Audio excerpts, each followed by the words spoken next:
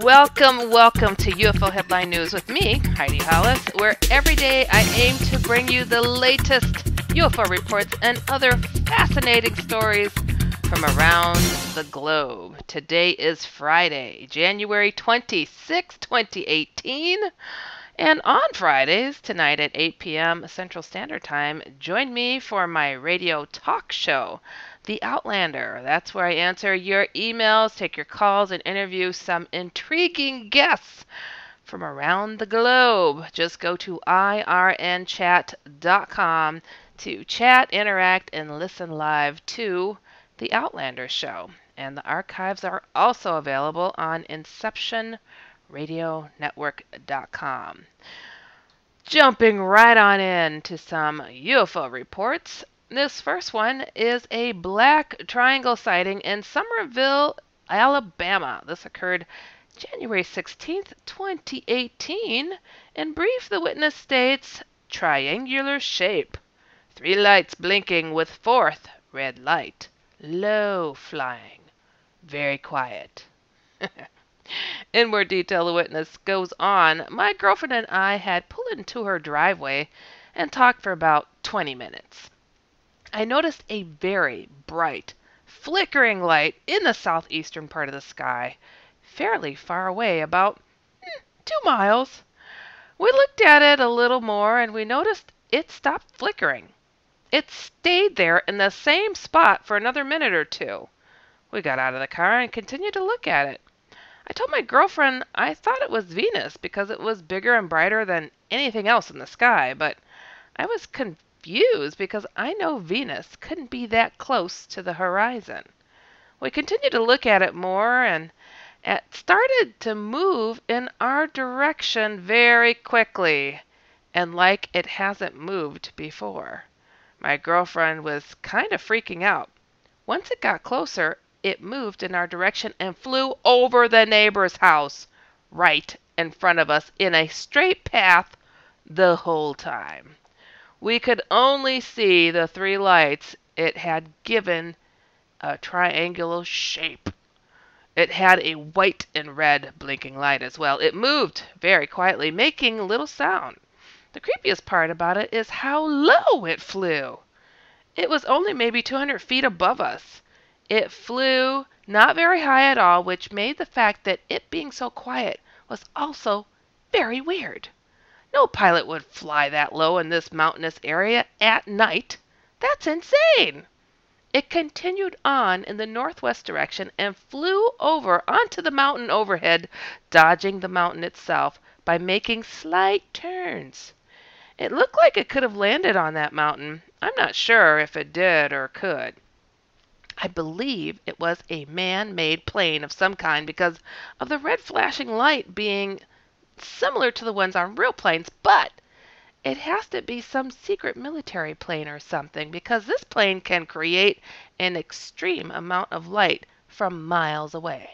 Possibly stay in one place, fly very low, fly very quietly, and maneuver through mountains at night. I have a video showing the object flying by. It's hard to tell in the video how far or big it was, but I didn't zoom in at all. It was close enough to shoot with a BB gun. Ooh. And it really wasn't that big, just the size of a small plane, at least what we could tell.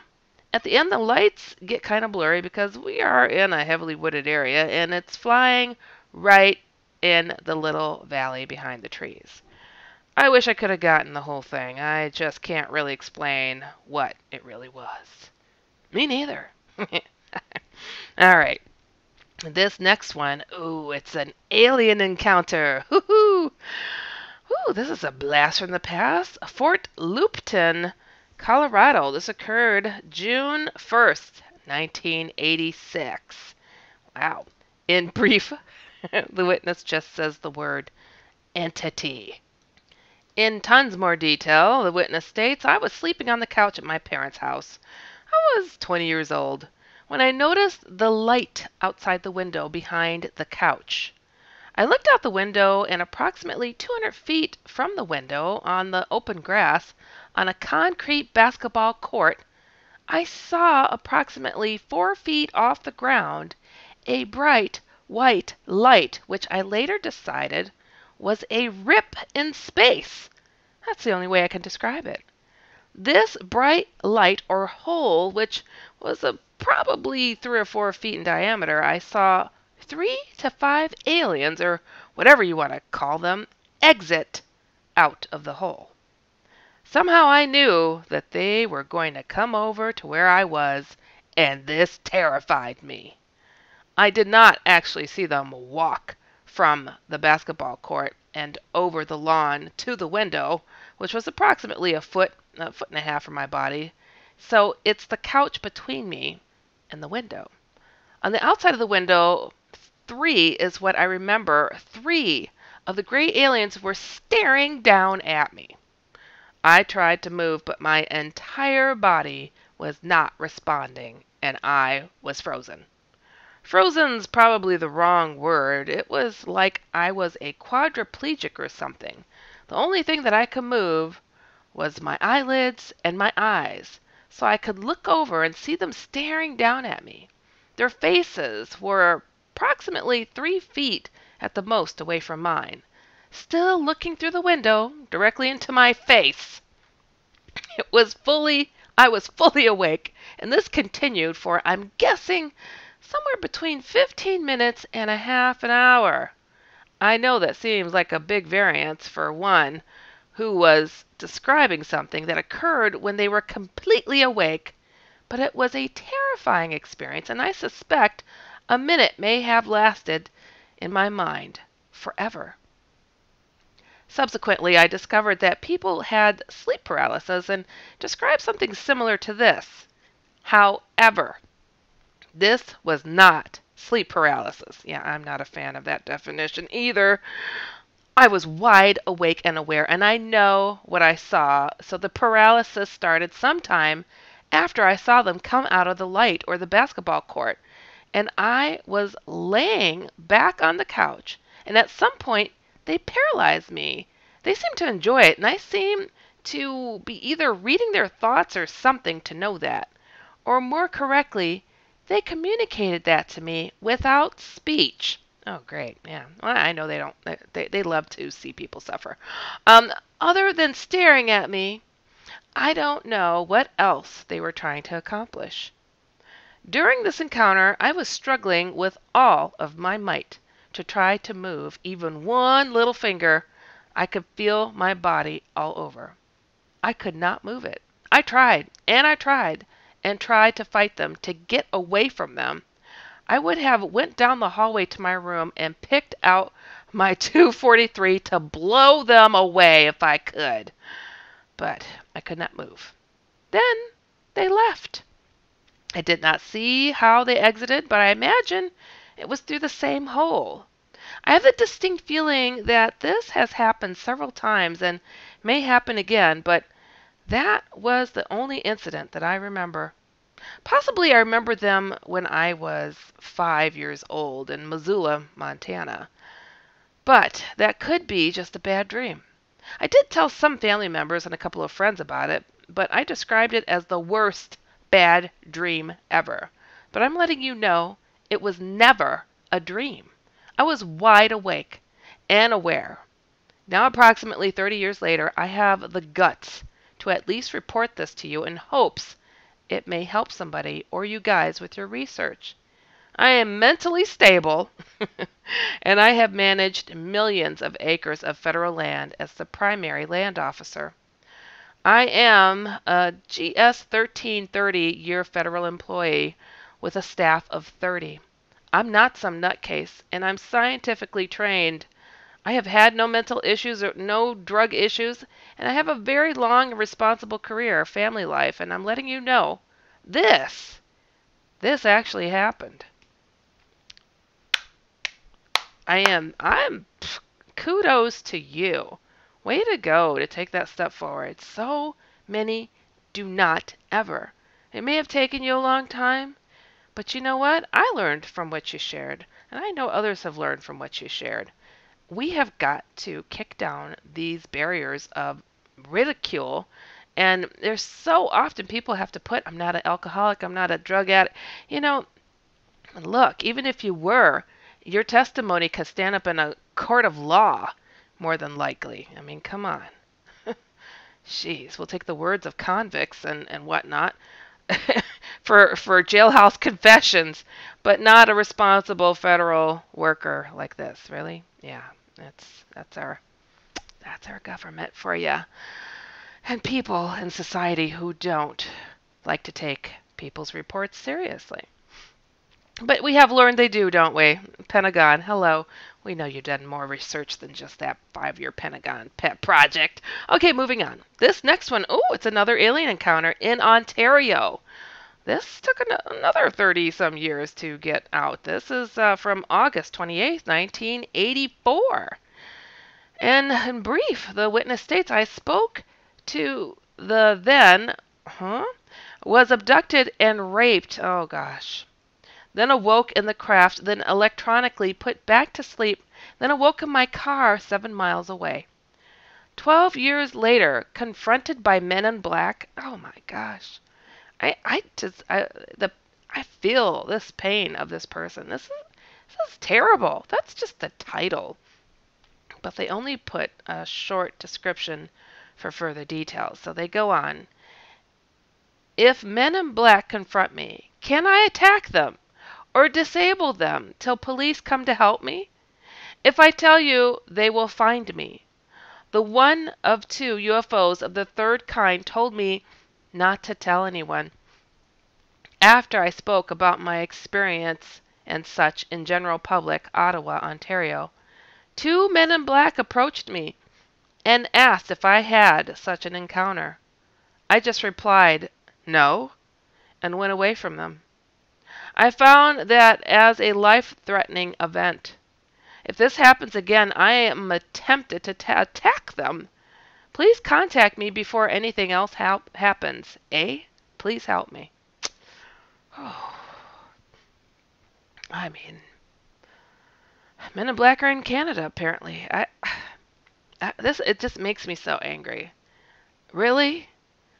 They get violated, raped, abducted, raped, and then moved away. You guys don't hear about the rape involved in alien abductions very much, but it is highly violating.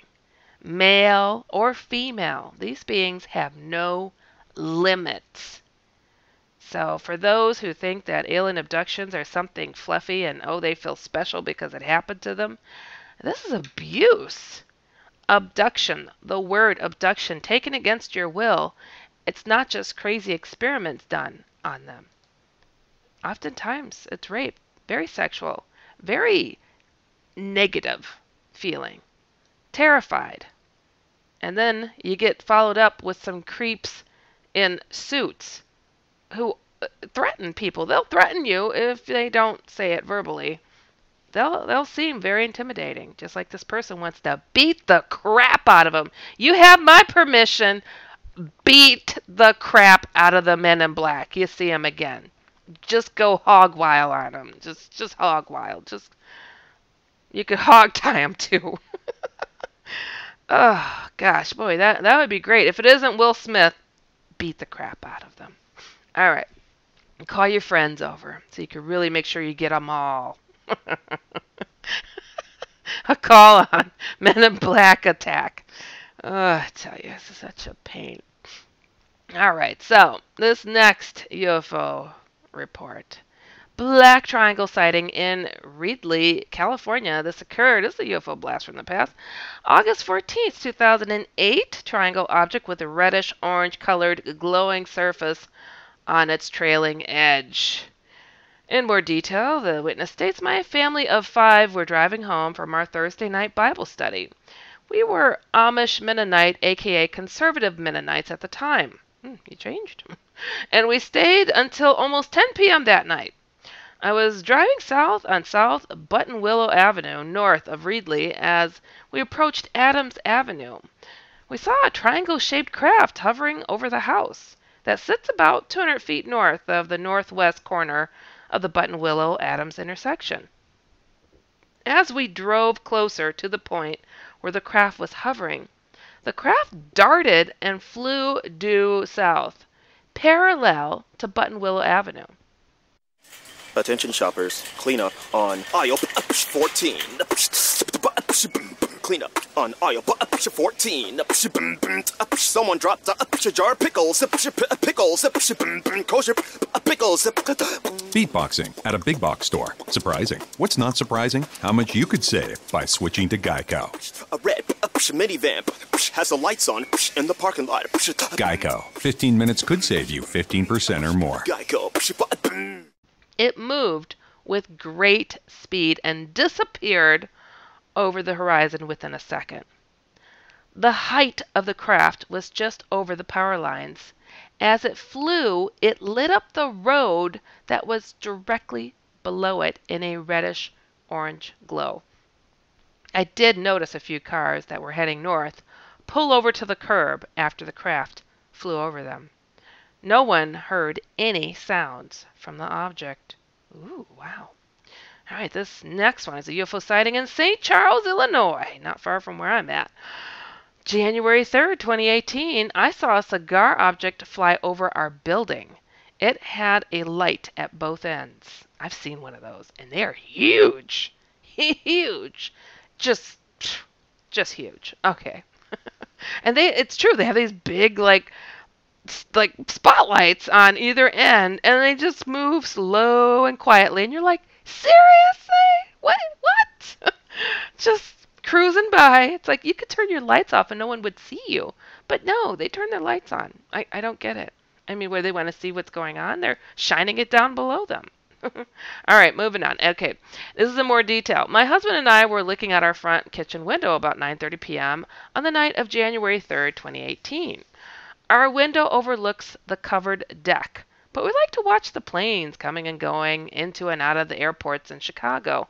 From the side of the window that I was standing, I noticed a bright light and saw a cigar-shaped object with bright lights on the front and back of the object. It moved so fast, by the time I told my husband to move over to my side and I think they said look up at it, had moved out of sight. It appeared to come from the northwest and headed southeast, out of sight. It made no sound and was a dark metal color with no light between the front and back lights. Fantastic. This next UFO sighting comes from Telford, Pennsylvania. On January 20th, 2018, in brief, the object appeared in my photos at 5:38, then disappears from them by 5:45 p.m. I took my photos with a Sony CyberShot Wi-Fi camera for a car fan page. A beautiful sky sunset was the best background, so I took advantage of the scenery with flash on and off. When I got home to post like normal, I noticed a spot in almost all pictures during a 10-minute period. During that period, geese in a V formation flew by and clouds went by, but this object was unmoved. No matter my ever-changing angles, I looked at these photos closer on a new computer and could see much closer than my phone could show, and my wife and I cannot deny there is definitely a hovering object in the shots. I did post 2 pictures before noticing it. To further check out the photos, I overexposed some and the clouds disappear, but it shows up even more defined. As I stated, there are many pics that can be studied. I didn't know it was there. I normally take many nature and vehicle photos. All right. This next UFO sighting comes from Sheffield, England. This occurred January 20th, 2018. In brief, the witness states solid white blue light shot across the sky. Both car occupants saw and imagined it as so fast. Saw once, not window screen reflection. Okay. In more detail, driving south from York on M1, still light outside, but cars were using headlights as starting to get dark. Southeast of the sky had cloud cover. Southwest was blue sky. Not dark enough to see stars, was about 4:30 p.m. GMT. Both myself and partner see a very bright white blue speck of light shoot across the sky southeast to southwest in front of us. It was faster than a shooting star speed, but as bright and about the same size speck in sky as a star. Must have been below cloud cover, as saw it from left to right in sky, from cloudy sky area through blue sky. Couldn't see any type of trail left behind. Seemed to be traveling at consistent height in sky. I waited until a few cars had gone past with their lights on, and noticing none of their headlights had recreated the light I saw in the sky. I asked my partner if he had seen a bright light shoot across the sky a minute earlier. He was surprised. He had seen it too, and also thought he must have imagined it or would see it again and be able to explain it. Neither of us saw the light again. We agreed it went incredibly fast. Blink and you would have missed it. We couldn't explain what it could be. I am a blinker. I probably would have so missed it. I'm not kidding. I blink, blink, blink, blink. Okay, moving on. Okay, TMI. Next one. UFO sighting in Stephenville, Newfoundland. And lab. Okay, this occurred January 19th, 2018. UFO bright orange silent heading from northeast over ocean to southwest.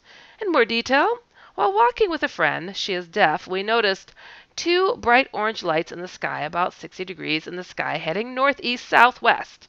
We were making comments about how low the crescent moon looked in the sky and had taken photos earlier as it was so nice looking. The temperature was around -5 degrees Celsius with winds 20 kilometers an hour with some low snow clouds, but generally clear while walking uptown roads covered in snow towards Main Street, Stephenville. The two objects did not seem high in the sky, probably less than 1,500 meters, and were heading northeast to southwest over the Atlantic, a bay to St. George, and maybe a few kilometers away from our point of view. The objects did not have any sound. They did not have any flame or smoke trails visible. The objects were very bright orange, bright colored, and remained bright until they left sight, too far away. I got video of the objects halfway through the sighting. The objects made a fairly uniform flight path, although slowed at different pace, independent of each other, hovered without movement, then continued the flight path. I could hear a propeller plane at the near airport with its engines in idle, whose direction was easily heard as our main street is very close to the tarmac. The lights traveled the visible horizon in about a minute. I lost sight when the lights faded from being too far away. Moving on to some paranormal points, because you know we like to touch on the paranormal as well for this show. This article is entitled Wendigo. Bum, bum, bum. This person describes their paranormal encounter. I grew up in Russia. I didn't know anything about Native American stories. As far as I knew it was the classics. Bigfoot, Mothman, etc.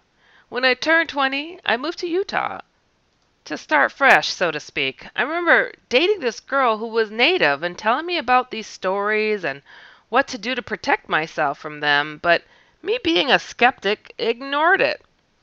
I bought this property on the outskirts of town near a forest a couple 100 feet around before breaking off into Badlands. I go hunting and wood collecting in these forests all the time.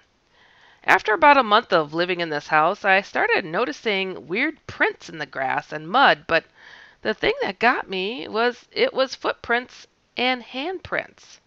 So I shrugged it off thinking it was city kids trying to punk the foreigner. After about 2 weeks later, I started noticing the footprints and such getting closer to the house. So eventually weeks go by with nothing, so I went hunting and killed a deer to feed myself a couple of weeks. That night, all I could smell was just irony coppery smell like blood after it set for a time. My dog I named Kazan. He's an Anatolian shepherd.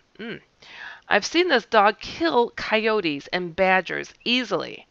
Was sitting in my bed, growling at the window the entire night in the morning. I went outside to see the deer carcass I disposed of was broken. The ribs, legs, bones were just snapped like it was nothing. That day I went to the town's Native Americans and started asking if anyone or thing can do that. They all said nothing. After several weeks went by, I go hunting, but the moment I step in the woods, nothing, dead silence, nothing. Not even birds or insects.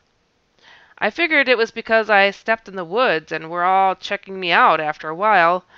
I find a spot in the woods, up a tree, in my stand. Still nothing but silence. But this time, the overwhelming smell of iron again, where I was almost gagging about 30 yards to my left. I see an object cruising at a good speed. Then it comes to a dead stop and stands up, a good 3 meters tall, and sticks its elk skull head with antlers straight up, then lowers it and looks around till our eyes meet in my mind. I had the same like voice on my left going, "Run! Just leave!" My mind was screaming at me to leave.